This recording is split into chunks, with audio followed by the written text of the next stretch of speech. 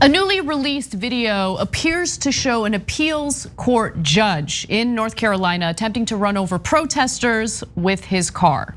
Now, these are Black Lives Matter protesters. The video that we're about to show you luckily isn't graphic because he didn't actually run them over. But before we go to the video, let me just give you some of the testimony from one of the protesters. One of them, Maya Warren, swore before the Cumberland County magistrate that Judge John M. Tyson was driving the SUV that nearly hit her and other protesters. A court summons was issued. Once served, it will order him to appear in a Cumberland County courtroom next month to answer to a charge of assault with a deadly weapon. So with that said, with that context, let's take a quick look at the video and determine what the intention of this judge was. So you see him, he's in the SUV, you see the protesters, he's driving. An important context, a piece of context is that he was driving around a few times, and the lane that you see him in right now is where there is a Black Lives Matter mural. Right here, I believe, is the moment that's relevant. No, not yet. He's gonna go around again. He's driving in a lane that is not meant for vehicles because of the Black Lives Matter mural there. And it's coming, you see him, he's still driving in the lane that he's not supposed to be driving in. And at one point, he gets awfully close to the protesters. Here it is, I think. Not yet. Was that it? Yeah, I think it's when he hits the brakes finally because the person's in the street. So guys, there's a couple of pieces of context that's important. Number one, as Anna pointed out, obviously you're not supposed to drive in that lane for a reason, and you can see that the protesters are smushed against that fence, and they needed extra space. So they're not wrong to be in that lane. The protesters, correct, right? And so why is the judge driving around and around and around that same circle that the protesters are in? And so that's a good question. Will he get prosecuted? Because he didn't actually hit them, right? And so you can see that on the tape clearly as well. And the whole tape's 12 minutes long, and there's interpretations of what he did throughout that 12 minutes. And I don't know. We'll see if he's in some significant trouble or not. But I do know this. We just did the story of Andrew Brown Jr., who was shot 14 times and killed by police for driving away from police, shot in the back of the head as he was driving away. And so, and the police and the prosecutors agreed, said, well, the vehicle is a very dangerous, lethal weapon. And so he should have been executed on the spot for driving by police officers. Andrew Brown Jr. did not hit any police officers. In fact, he swerved away from them and drove away, and they executed him for it. Now, here's a judge driving towards protesters.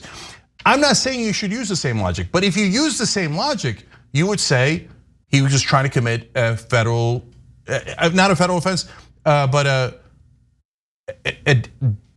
death penalty offense. Someone who was trying to use a lethal force against people, and he should have been executed. Of course, I don't believe that, but this is both in North Carolina, by the way. Yep. So what does the state of North Carolina believe? Is the vehicle a dangerous weapon meant that if you drive in near anyone, you're trying to kill them, or no? Because it seems like they have very different responses based on whether the person doing it is black and powerless or white and powerful.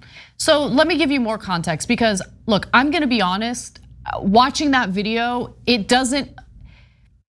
it's questionable that he's driving in that lane. I think based on that video, a case can be made that he was attempting to maybe intimidate the protesters. But also based on that video, I don't know if I'm buying that he almost hit them, right? Because the way that it's being reported is he almost hit them and he missed them by like inches. That's not what I see in the video. So I wanna be honest, I wanna be clear about that. And so after I watched that video, I'm like, I need to know more about this judge, right? Because I don't want to needlessly accuse someone of malicious intent unless there's any indication, right? And apparently there's some indication. So I did a little extra research, here's what I found. Dispatch calls obtained by the Observer revealed that Tyson's the judge, Tyson called to report that they, meaning the protesters, Were people in the street blocking traffic? Obviously that's not the case. And that they were coming around his car? Also clearly not the case. Total liar. Video released by the city doesn't show protesters gathering near Tyson's vehicle. And as we mentioned before, and we'll mention again, a police spokesperson has said that the lane, which has a mural painted on it, is not open for traffic. Why was he driving in that lane? Over and over and over again.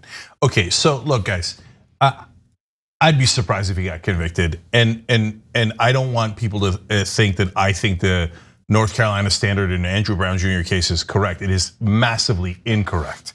What he did, what the judge did, is not anywhere near a death penalty case, let alone any kind of conviction. Okay, so I just want them to have the same standard, and so this guy seems to have bad intent, but that doesn't mean that he's guilty of a attempted murder or anything like that. But when it's someone powerful, the car is not a deadly weapon. When it's someone powerless, all of a sudden the car is a deadly weapon and you should get killed for it. Right. And that's the hypocrisy I can't stand. And remember, there's now many states that have passed laws saying you can run over protesters and we will let you off. And maybe that's encouraging folks like this guy Tyson, right? To drive near protesters, with all those laws now saying, no, really, you can run them over and kill them and we'll let you go. And so, and those are coming from Republicans who say their top issue is how much they care about the First Amendment.